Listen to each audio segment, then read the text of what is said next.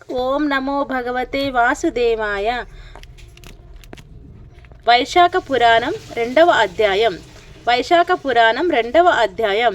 నారాయణం నమస్కృత్యం నరం చైవ నరోత్తమం దేవీం సరస్వతిం వ్యాసం తతో జయముదీరయాత్.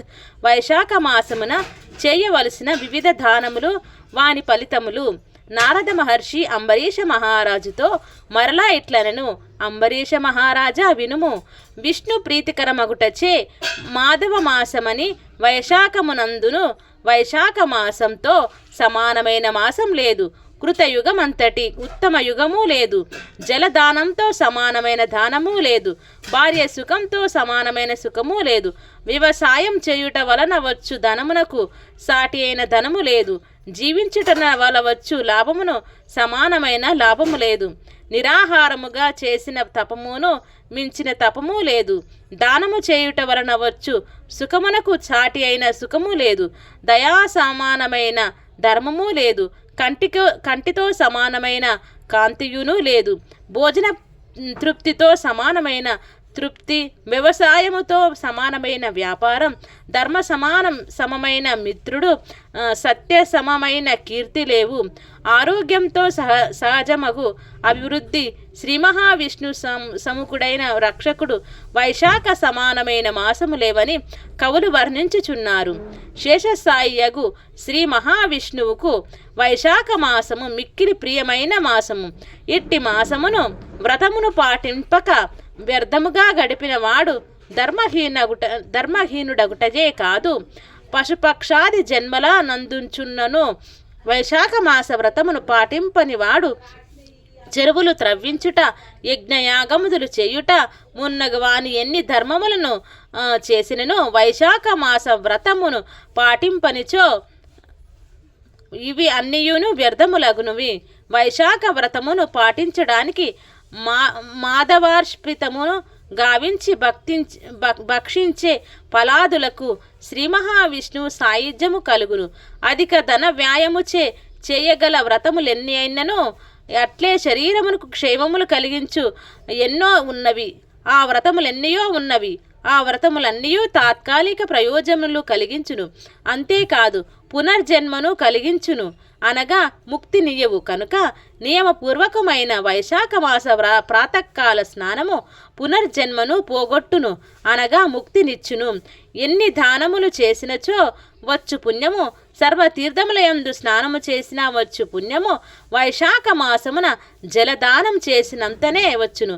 జలదానం చేయునట్టి శక్తి లేకున్నచో అట్టి శక్తి మరియొకరికి ప్రబోధించిన అట్టి వానికి సర్వ సంపదలు కలుగును, హితములు చేకూరును.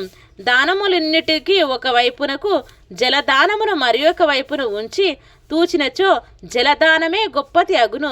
బాటసారులు దప్పిక తీరుటకై మార్గమున చలివేంద్రములు నేర్పరచి జలదానము చేసినచో వాని కులములోని వారందరూ పుణ్యలోకమునందుదురు.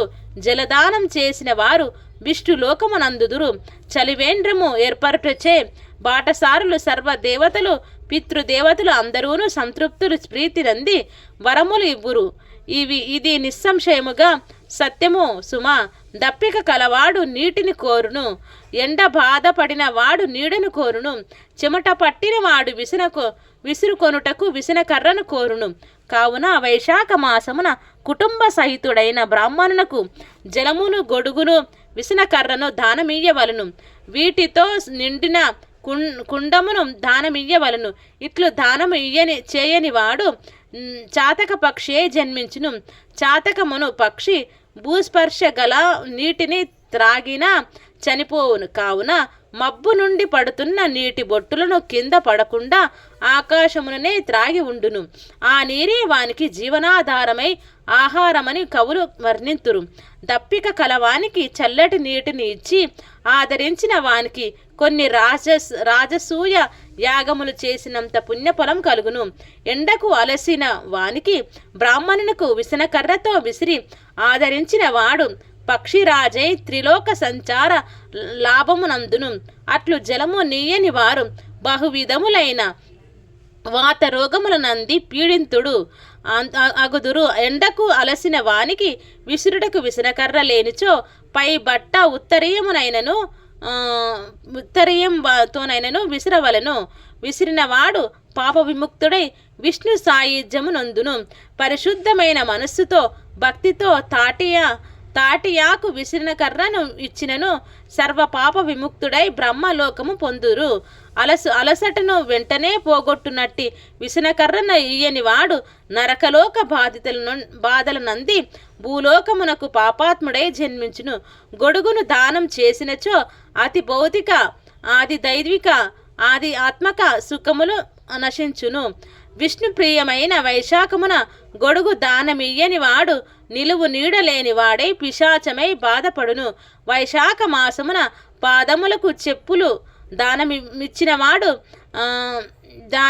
యమదూతలను తిరస్కరించి విష్ణులోకమును చేరును. మరియు ఏలోకమున బాధలను పొందడు సర్వ సుఖములనందును. చెప్పులు లేక బాధపడుతున్న వానికి చెప్పులు లేవని అడిగిన వారికి చెప్పులను దానం చేసిన వాడు బహుజన్మలలో రాజయగును. నిరాధారులకు బాటసారులకు ఉపయోగించినట్లుగా అలసట తీరునట్లుగా మండపములు మున్నగునవి నిర్మించిన వాని పుణ్య పరిణామములు బ్రహ్మయును చెప్పజాలను. మధ్యాహ్న కాలమున అతిథిగా వచ్చిన వానిని బ్రాహ్మణుని ఆహారమిచ్చి ఆదరించినచో అనంత పుణ్యం కలుగును. అంబరీష మహారాజా అన్నదానం వెంటనే తృప్తిని కలిగించే దానములలో ఉత్తమమైనము కావున అన్నదానముతో సమానమైన దానం లేదు. అలసి వచ్చిన బాటసారిని వినయ మధురముగా కుశలం అడిగి ఆదరించిన వాని పుణ్యం అనంతము. ఆకలి గల వానికి భార్య సంతానం గృహము వస్త్రము అలంకారం ఉన్నగునవి ఇష్టము కావు అవశ్యకము కావు. అన్నము మాత్రము ఇష్టం అవశ్యకము కాని ఆకలి తీరినచో అవి అన్నయూ ఇష్టములు అవశ్యకములు అగును. అనగా అన్నం భార్య మున్నగు వారి కంటే ముఖ్యమైనది ప్రశస్తమైనది. అట్టి అన్నదానం అన్ని దానముల కంటే ఉత్తమమైనది భావము కావున అన్ని దానములతో సమానమైన దానమును ఇందుకు ముందు లేదు, ముందు కాలమున కూడా ఉండబోదు. వైశాఖ మాసమున అలసిన బాటసారికి బ్రాహ్మణునికి జలదానం, ఛత్రదానం, వ్యజన ధ్యానం, పాదుకాదానం, అన్నదానం మున్నగు వాణ్ణి చేయని వాడు పిశాచమై ఆహారం దొరకక తన మాంసమును భక్షించునట్టి దురవస్థను పొందుదురు. కావున త్రిలోకవాసులందరూ అన్నదానం మున్నగు వారిని యథాశక్తిగా చేయవలను. రాజా అన్నం పెట్టినవాడు తల్లిని తండ్రిని తన ఆదరణ మున్నగు వానుచే మురిపించును. కావున త్రిలోకవాసులందరూ అన్నదానముచే సర్వోత్తమమైన దానమును మెచ్చుచున్నారు. జన్మనిచ్చిన తల్లిదండ్రులు కేవలం జన్మనిచ్చిన అన్నదాతలు మాత్రమే. కన్నందులకు అన్నము పెట్టవలసిన నైతిక బాధ్యత వారికి కలదు. కానీ అన్నదానం చేసి జీవితమును నిలిపినవాడు తల్లిదండ్రుల కంటే నిర్వ్యాజమైన ఉత్తమ బంధువు. నిజమైన తల్లియు తండ్రియు అన్నదాతయే. కావున అన్నదాత సర్వతీర్థ దేవతా స్వరూపుడు, సర్వదేవతా స్వరూపుడు, సర్వధర్మ స్వరూపుడు. అనగా అన్నదానమును అన్ని తీర్థములు వానిలో స్నానము చేసిన పుణ్యం, సర్వదేవతలు వారిని పూజించిన ఫలము, సర్వధర్మములు అన్ని ధర్మములను ఆచరించిన ఫలము కలుగును. ఇది వైశాఖ మహాపురాణం 2వ అధ్యాయం సంపూర్ణం. సర్వం శ్రీ లక్ష్మీనారాయణార్పణమస్తు. ఓం శాంతి శాంతి శాంతి.